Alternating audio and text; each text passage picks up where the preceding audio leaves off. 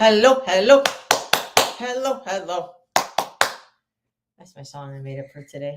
Hello and welcome to Espresso with Erin and Sarit. And today we are going to be talking about, I would say, a critical topic that I would consider to be silent, where it silently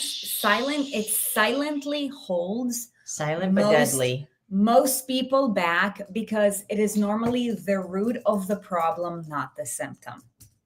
Okay, so what do I mean when I say that? So the symptom to the problem is basically what we are experiencing or what we're feeling. Now, what could cause what we're experiencing or what we're feeling could be completely different. Okay, so let's just use some examples before I tell you exactly what it is. Let's say you're the type of person who eats clean with your nutrition until something comes up.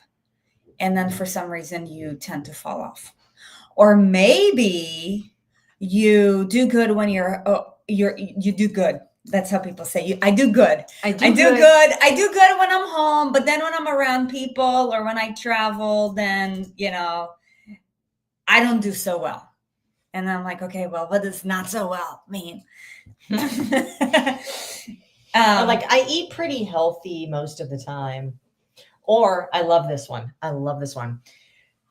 So, I try to eat a lot of protein and veggies. And then I just say, how's it going for you?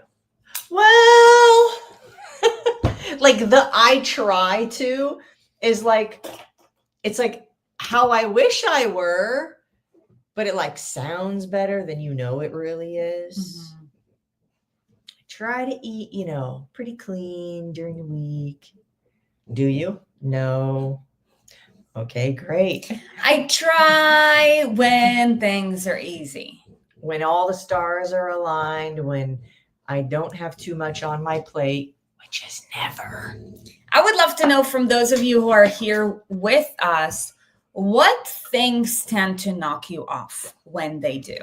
Because what we're going to talk about today is actually a conversation that's based on a different bucket of life that is a part of the bucket of health. So in life, we have different buckets. We have our health bucket. There's a hole in the bucket. Yeah, dear Liza. We have the relationship bucket. We have the financial bucket. We have the family bucket. We have the community bucket, right? We have the purpose bucket. So anyways, we have the blue bucket. The symptom is in the health bucket. But what causes the hole in the health bucket is not actually caused by anything in the health bucket. It's not.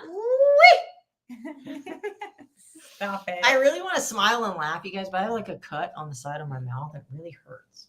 And it won't go away. It's cold. Boogie will come say hi. Boogie Roo will come say hi to you guys. Here, watch. Da-da-da. Look at this one. Hello, everyone. So, and a potato. So today, we're going to talk about something that Sister is really bad at, but I'm pretty good at. Do you want to tell them what that is? I don't even know. Sister, you want to come too? Mama. What is she bad at? Saying no. Saying no to food. Oh, look at her. She's angry now. She Here, said, take him. Listen, so I can put her on. Yeah, she wants to be on the show too. I'm here. It's going to be a family affair. Here, can you take him? So really? You're pulling me into this situation now? I know you guys love having you hold the heavy one. You're a big potato. So today we're going to be talking about a big potato. Today we're going to be talking about setting boundaries, right. And I'll tell you. Oh, here we go. I've seen even some of Talk about not setting boundaries. We've got dogs in our laps while we're doing a live video. Who needs a boundary for a dog? Unless it's a real focus time, I believe that no boundaries for dogs need to be made. And by the way, in case you don't know who these are, this is Callie. I'm Boogie. I'm Boogie. So even disciplined people do struggle with setting boundaries. And because boundaries, especially when it comes to other people in our lives, like setting a boundary that involves a boundary that could affect someone else in our lives, which they do, otherwise it wouldn't be a boundary, exposes the challenge of people pleasing. Who in here would consider themselves a certified people pleaser? Go ahead and drop PP in what the makes chat. you certified? 10,000 hours? An expert You would pleaser? know. If you're a certified people pleaser, you would just know. You have a hard time saying no to people. You would do so good. And then when someone is like, hey, I see Jeanette's here. Hey, Jeanette, I made you your favorite chicken pot pie. And let's say you haven't had that in 6 months, but you're like, oh man, I feel really bad saying no. That's a certified people pleaser. Jeanette, I'm not saying that's you, by the way. Do you know what? People pleasing is also just okay, Boogie, you're going to go nap time. Okay? All right. You did great.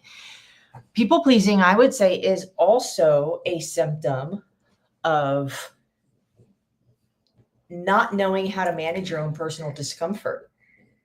Yeah.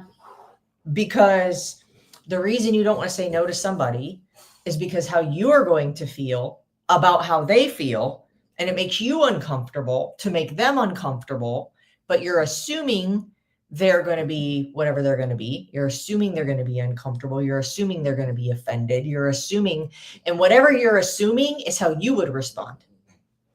Yeah.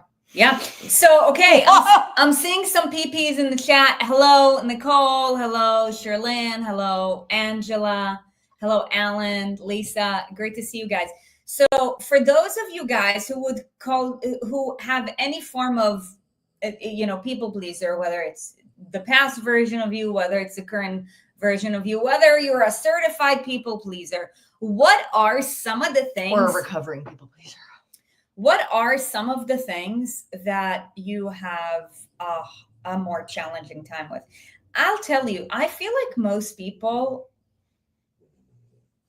are people pleasers, and I feel like the people who've been really being intentional and trained at setting boundaries are recovering people pleasers. And I believe, because I do really believe that most people have good intentions. Few people really don't, but I feel like if you care about other people, it's natural to want to please them. You know what else I think about? What? It's becoming harder and harder to please people. That is true. So it's like it gets worse. Mm-hmm. It's been getting worse. I think about, okay, so I don't know where you stand on this, and we're not going to have a debate about it. Okay, but let's take participation trophies, for example. It is my personal opinion that it has made our society soft. It is my personal opinion that it has taught us to be entitled to things we have not earned. And when you don't earn things, you're not grateful for them. Sure. If somebody hands you $1 million, you'll go and blow it on nonsense.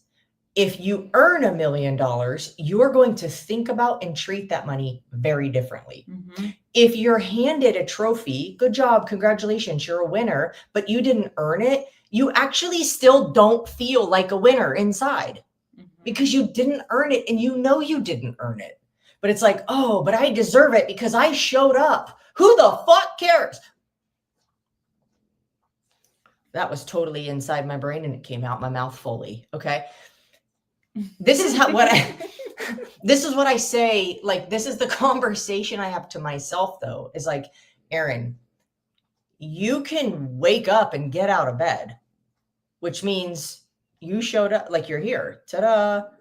But if your head is not in it, if your heart's not in it, if your effort's not in it, and if you're not really trying, what expectation do you actually have that you're going to get the result that you want? Mm-hmm.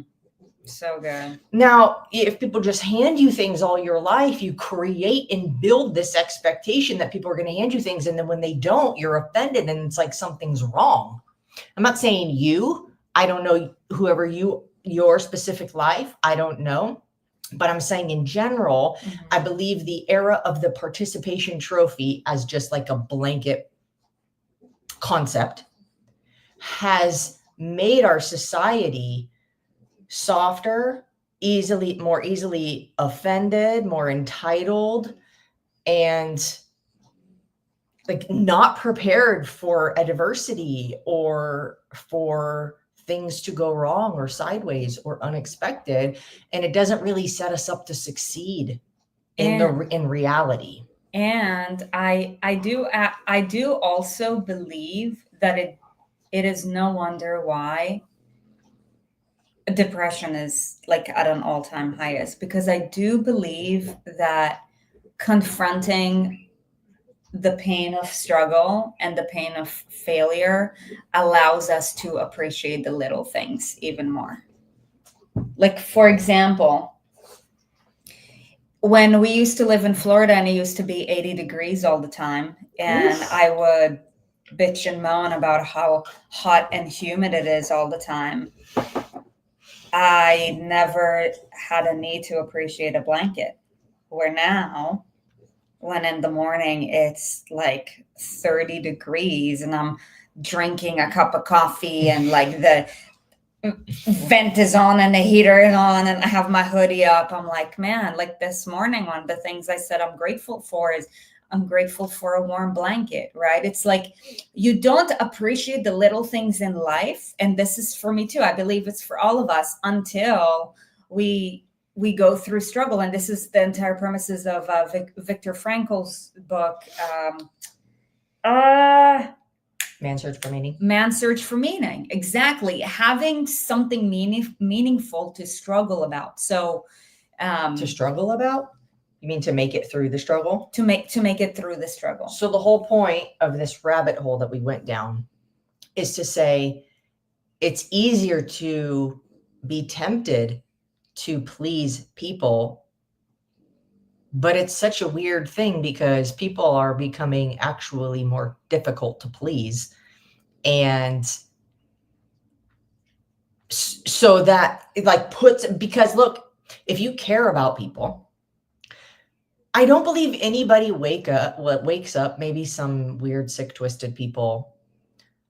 I don't believe anybody wakes up and says, okay, here's my list of who I plan to offend today. I don't think anybody does that.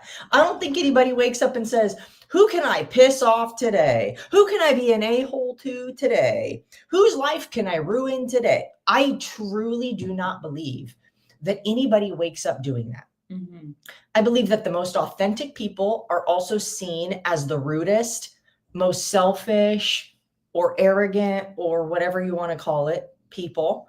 They get called a lot of names, but really, if the conversation going on inside every single person's head was displayed on audio, we would all be judgmental. We would all be selfish. We would all be rude. Yeah. It's how do you get along in society, right? So the whole point of this is like, it's easier to be tempted to please people or like not want to say no to them or not want to tell them the truth because it might hurt their feelings or they might, get offended or they might feel rejected or something. Yeah.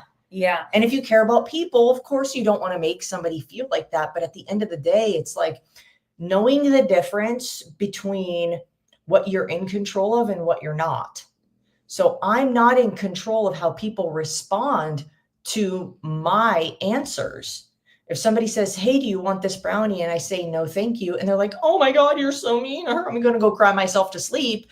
I'm not responsible for that. Now, if somebody said, hey, do you want this brownie? See this, the video agrees. Hooray. Now, if somebody says, hey, do you want this brownie? And I'm like, and I start swearing at them and like, your brownies are shit and you're dumb and little, like that's different. You're being deliberately rude. Yeah. But by saying no, thank you, I'm gonna pass. Like if somebody's feelings are hurt or they're offended or feel rejected at that point, that is not your responsibility. Mm-hmm. So there's a line. And most people are, again, I said most people probably don't wake up saying, oh, I'm going to see how many people I can go and make cry today. Now, that doesn't mean let's still emphasize be kind, right? It's like in the Bible, do unto others as you would like to be done to you. Like I believe that is like one of the golden rules of life. And going back to boundaries, I remember when this was right before Erin and I branched out on our own, because we started out as personal trainers. We were personal trainers for a couple of years, and we were very fortunate to have like just really incredible mentors who also happened to be our clients, because they were just incredible human beings. And I remember when I was going through the conversation of, okay, like what would this separation look like? Because separation is always like a, and she told me this. She said, Sarit, the ones who care don't matter, and those who matter don't care.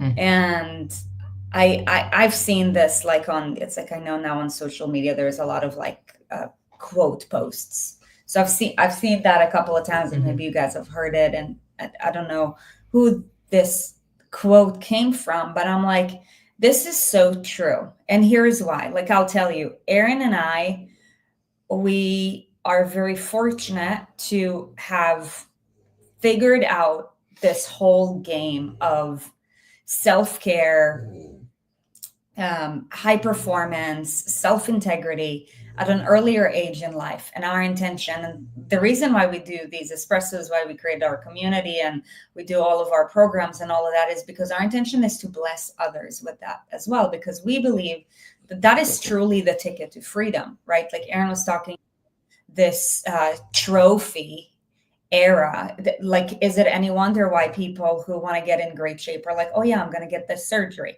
or yeah, I'm going to rely on this cream or that, right? Like that, it feeds on that mentality, when the reality is like, yes, like, sure, like, listen, like I take supplements, I do all these things to increase my performance, to boost how I look and all of that, but that is not the main thing. The main thing is just the unsexy, like disciplined route, right? And it's not a sexy conversation, but what I wanted to share with that is, we've been blessed to have implemented these habits and these, mental patterns and these disciplines in our lives at a relatively young age, because that is the environment that we naturally have created in our home. Now, we also are well aware that other people in our lives, because they're not, are at the same level as we are, like, for example, our parents, nor do they even wish to be, it comes with criticisms at times, it comes with frustrations, it comes with maybe annoyances. But I'll tell you, like Erin and I, we are like, we're very on top of our boundaries. And guess what? Like, we're becoming like more and more assertive with it, like as time goes on. Like, I'll tell you, start of this year, like Erin's like nighttime routine and like her sleep patterns are like she's like a, like a military lieutenant. And at first I was pretty resistant, and I'm like, man, what are you so resistant about? I'm like, you know what, just like embrace it. And every time she's like, hey, listen, like if you want to go to bed at the same time, because we have this thing where we like to go to bed together, ideally as often as possible, and we do, she's like, we got to have dinner at this time, otherwise I'm eating without you. And normally I have the story of, if Erin starts to eat with me, she doesn't care. So one time we had that conversation anyways, and I knew that was likely to be a thought process. And I was like, I know that it's not true. And if she has an issue with it, since I'm not going to assume that that's what happens, if she does, she's an adult and she can say something about it. We can have a conversation about it because we're adults. That's what they do. And so, you know, and I just would like to report back because it's been approximately a week and a half since I started this journey. And I would just like No, it's been more than a week and a half. But it's been been a like, week and a half. You've been like full throttle. It was the beginning of last week, so it's Thursday. It was Monday last week. Really? It feels like it's been like that since I January. know it, sweetheart. All right, fine. I'd like you to witness. I started on the 3rd, okay? Monday night is when I was like, oh, okay? So this would be the 3rd, okay? Red is terrible sleep, okay? Yellow is fair, green is bing, okay? So look, see the 3rd? It's yellow, but that was because from the night before, okay? Now, Monday night, I went to bed at like, what? I'm trying, y'all, I'm trying to go to bed between 7 and 7:30, okay? I don't even care what you think about it. So here we are, the 4th, green, 5th, green, 6th, green, 7th, green, 8th, green, 9, green, 10, yellow, 11, green, 12, yellow, 13, green. Let's go to January. Look at all those yellows and reds. Look at them all.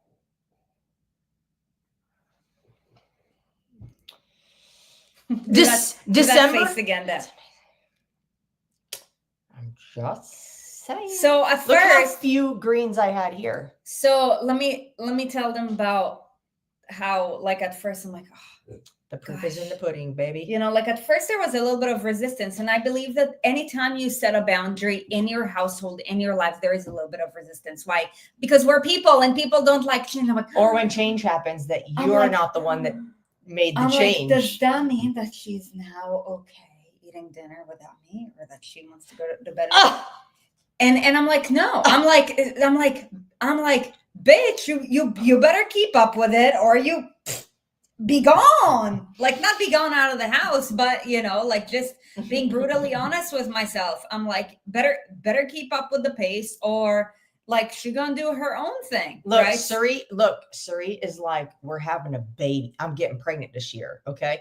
And if you want to do that, you better learn how to adjust your schedule. Wait, what did I ask you before you went to bed last night, though? I don't remember. I was probably already sleeping. No, so we went to bed. At 7:30, and we entered the bed, like, you know, got the covers out at 7:30. I'm like, hey, babe, how am I doing? How am I doing? Oh, how am I doing with bedtime? Yeah. And you know what I said? I wish I could just get paid every time I did a workout.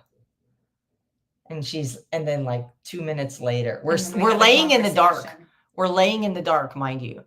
2 minutes later, she's just been silent the whole time. She's like, there's gotta be a way we can make it happen.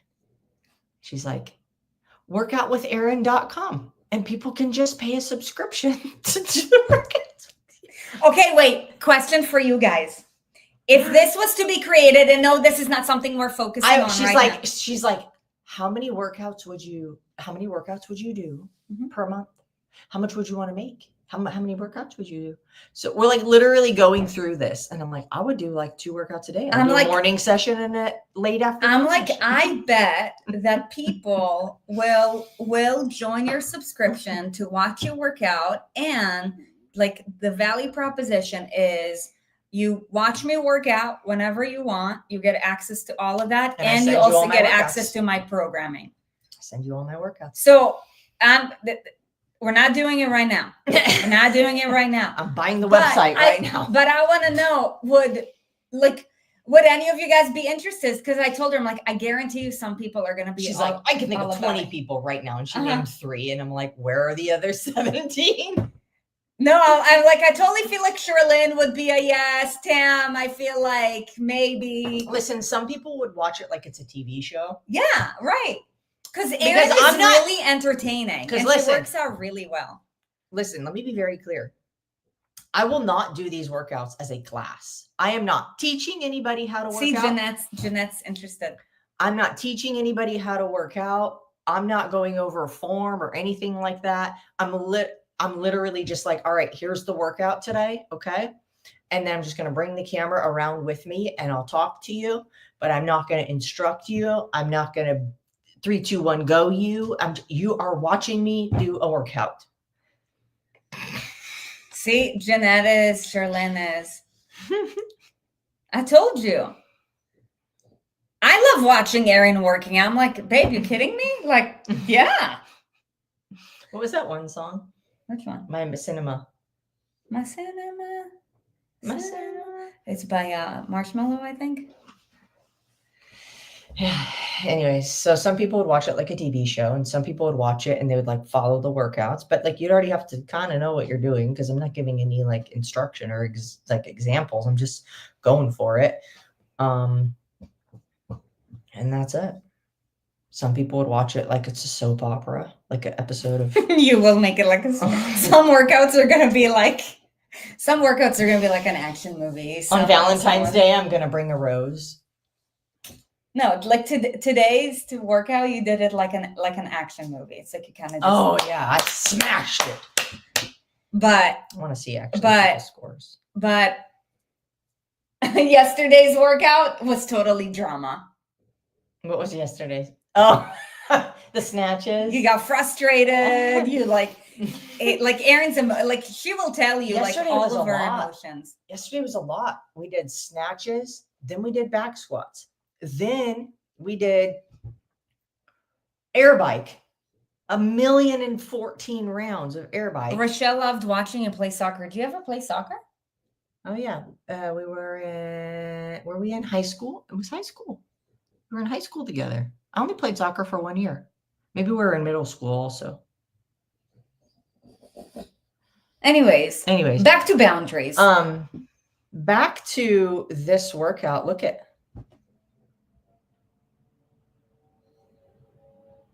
Which? Oh yeah, great job. Whoa, I've never been at the top of the leaderboard in this gym because everybody's so freaking good.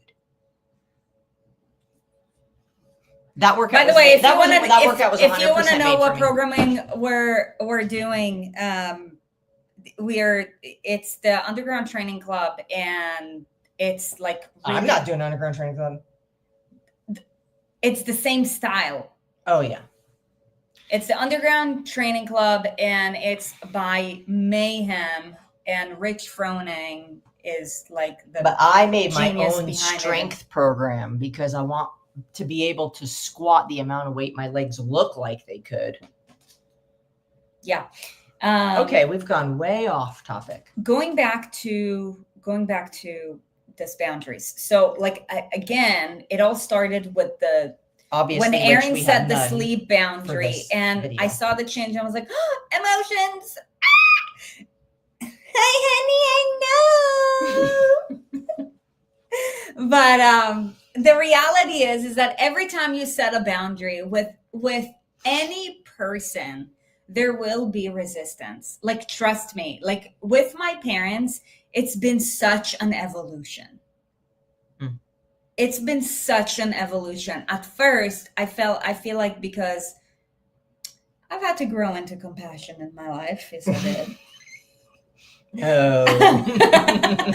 I would literally, I'm like, okay, I just need space. I just need space because otherwise it's a distraction. But I'm like, no, I'm like, dude, life is way too short. My sweet parents. But the thing is, like, listen, my dad's overweight. He loves his chocolate ice cream. And even when we make him protein ice cream, he's like, it's not sweet enough. It's bitter. My mom, she cooks really clean, but she fucking makes rice every single day. And like her rice is crack. But you can't stop eating. Yeah, I mean, their habits are very, very different. End of next month, we're going to Israel for 3 weeks. Like 5 years ago, no way I would have done that. But now I'm Rarely gonna excited. lift. Why? Because we're probably going to do a lot of runs at the beach. I'm gonna and go at the lift water. on the beach. You know, they have outside gyms there. My chest is Oh, gonna get remember? so jacked. Remember, now they have machines there, like legit ones. Yeah. But yeah, you know, like boundaries, the point is that setting boundaries is a formula to creating harmony between an increased level of standards. I gotta go. Between an increased level of standards and also the love and harmony with other people and relationships in your life. I do have an appointment that I get to run to. Can you please wrap Yeah, this I up got 'em. and Listen. tell them incredible things about Listen, the we're gonna- challenge that we have We're coming up? about to go to the gym right now, and we're gonna Hey, do sister. our first episode of Get Strong with Blessings. Erin. Okay? Yeah, I know that. I have my La la la. Okay, Callie, it's you and me and them, okay? So listen, you have no boundaries whatsoever. You just butt your way in anywhere you want to, and everybody accepts it. Because you don't know how to say no to you. Okay. So I'm gonna wrap this up. On the real, when I'm not distracted by Sarit. When you care about people, it becomes challenging to set boundaries, because usually when you're setting a boundary, it means you're saying no to something. And when you say no, it can very easily be taken as a form of rejection. You ever been told no before? How did you feel about it? So I'd say the goal is to learn how to communicate well with people. I made a post today on my own personal page, and I think our Erin and Sarit business page, of 11 of the books that have been really transformative in my own life journey. One of those books is called The 4 Agreements. Another one of those books is called How to Win Friends and Influence People.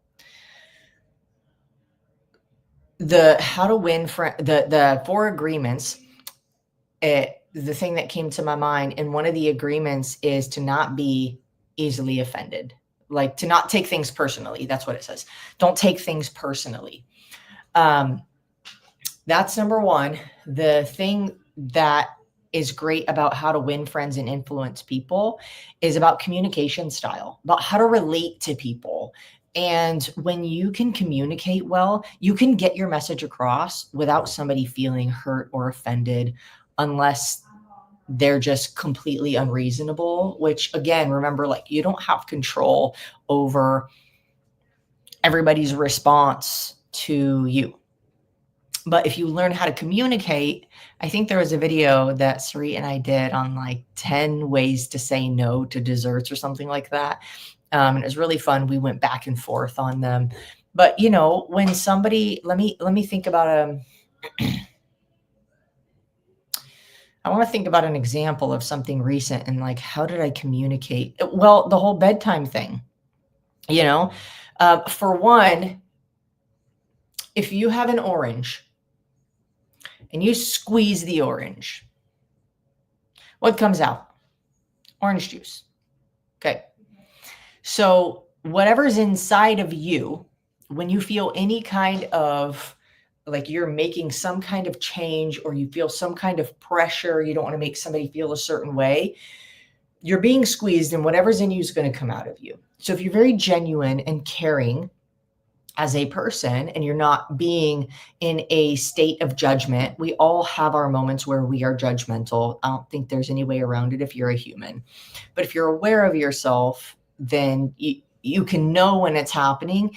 And if you're coming from a place where you're not in judgment, and you are truly coming from a place of sincerity and love, and for the betterment of yourself and others around you, because usually also you want to be a better person, you want to be fitter, you want to be happier, you want to be more positive, you want to make more money, like whatever, you know, you want to be a better person, because it affects the people around you, because your mood, your attitude, your self-confidence, the way you feel about you affects the other people around you. And when you are your best self, it affects other people. So it really is an act of care to set boundaries that allow you to take care of you. So, with the whole bedtime situation, I told Sarit, like, hey, my intention really is to go to bed between 7 and 7:30, ideally between 7 and 7:15. And I knew that saying that, for one, was vulnerable and kind of exposing me, because that is so early that it is so easy for somebody to make judgments about. Like, you're crazy. Like, oh my God, you're a grandma. Like, why would you do that? Like, there's different thoughts that they could have about that, for one. For two, I know that that's not her. Like, she likes to eat dinner at that time. I don't. I grew up eating dinner at 5 p.m. My family sat around the dinner table at like 5 p.m., maybe 5:30, 6 at the latest. That was like a late dinner. So, over the years that we've been together, sometimes we would eat dinner at like 8 p.m. because we're working until like 7:30. And I'm just like, I can't do this anymore, because I wake up at 3:30 a.m. so that I can get, I'm going to post my most recent schedule. I don't know, maybe it will help some people, maybe not. But, by the time I get up, I want to make sure that I've had adequate sleep, because I know that if I don't, I'm a cranky bitch, and nobody wants that. Okay. So, I had the conversation with her and I said, hey, like, I just want to be able to work it out. I know that that's not usually when you like to go to bed. And I really do love going to bed at the same time as you. So, this is my intention. I want to know, like, what are your thoughts about, like, how do you feel about your own routine? And do you want to adapt to that or not? Like, obviously, I prefer we go to bed at the same time, because that's way more fun. And of course, I'd rather eat dinner with her than if the choice is by myself or with her. Of course, I'd rather eat dinner with her. So I communicated these things also. It takes vulnerability. Hey, I really love eating dinner with you. And I know that if I want to go to bed at this time and you usually are eating dinner at that time, that's going to be a bit tricky. So can we figure something out? Or, like, will you be okay if I'm just like, I just go to bed? Like, I may eat dinner before you're ready. But I know that it's the best thing for me. And it's really just a matter of opening the conversation. It isn't like, if you're stubborn about it, because sometimes I have that temptation. If you're stubborn about the boundary you want to set, like, I'm not doing this thing anymore because that's not going to go very well with the other people involved. But if you're like, hey, I want to be able to find a way to work this out so everybody's happy in this situation, I know that this will be the best thing for me, which will in turn then be great for you. Is that something that you also want to do? Or, like, how can we work that out? And, like, just be open, be vulnerable, be transparent about what you're thinking and what you're feeling. And that opens the door for possibilities. But sometimes we want to set a boundary because we're frustrated. And so this boundary comes from a frustrated place. And then we want to get stubborn and be self-righteous about it. Like, we want to just be right about it. Like, I'm doing this because, and that doesn't work. So it's really like getting other people on board with you is really going to be about your delivery and your communication. And also knowing that ultimately when you set boundaries, you're setting them because you know it's going to make you a better human being. And when you are a better human being to yourself, it translates to the people in your life that you care about the most. So it truly is for their benefit. And it's your job and your responsibility to communicate that benefit to them. All right. If you haven't heard, I'm going to drop this link right here. We are doing a challenge. It's been a while since we've done a challenge. This one is called the Stay on Track Challenge. The whole intention is consistency, teaching you how to be consistent in this journey, because everybody can start strong And we can be like, yeah, I'm really motivated. It's Monday. And you go to the gym and you're there for 3 hours and you're like, yeah, I feel so good. And then the next day you don't want to go because, of course, nobody wants to go to the gym for 3 hours every day. Well, look, I might. If I'm getting paid for it, I would totally be motivated to go to the gym for 3 hours a day. But usually probably I would even go for 4. I'd do like a 2-hour session in the morning and a 2-hour session at night. But look, we got breaks in between. Okay. Now, what was I saying? My point is that if you try to do so many things at one time because you want to get results yesterday, it's not fun. It's miserable. It's hard. It's not motivating. And so we're just kind of like, we find all these other reasons why we can't. Well, I'm busy, or I'm tired. Oh my gosh, I hurt my knee.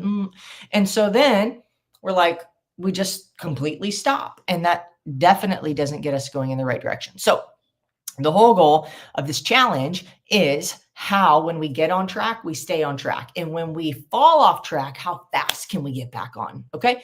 So it's called the Stay on Track Challenge. It's happening in March. It's happening on March 3rd. Okay.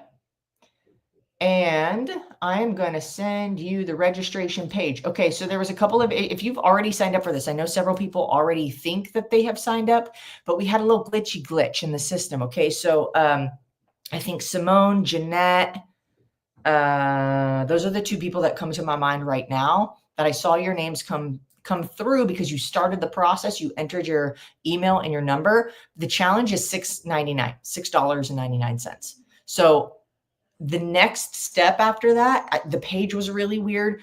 So I'm not sure if you saw that and you decided not to do it. I wouldn't let $7 stop you. That's, if $7 gets in your way, then maybe there's a bigger challenge. Or you already are doing great with everything. So that's the registration page. When you go there, you will enter your information, and then there's going to be another page. It's like 2 pieces of information. Okay. So make sure you hit both pages. We did change the page, so it's a lot clearer that, like, hey, this is step 1, this is step 2. Just make sure you complete it. Okay. That's on March 3rd to March 7th, which is also my birthday week. So happy birthday to me. I'm a whole 38. I'm going to be a whole 38 years. I kind of like that I can say I'm almost 40. Pretty cool. Anyways, that's it for today. If this was valuable, I humbly and vulnerably ask that you share it with somebody that would benefit from it.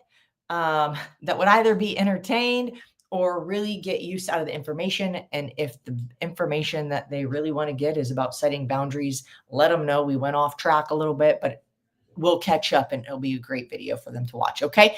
Share it with your loved ones. It's the greatest thing you could do. And I love you all. And we'll see you guys. Mark your calendars the first 3 Thursdays of every single month at 5 p.m. Eastern, which is 2 p.m. Pacific. Okay. Espresso with Aaron and Sarit. All right. You guys are amazing. Have a great rest of your week, and we'll catch you next time. Bye.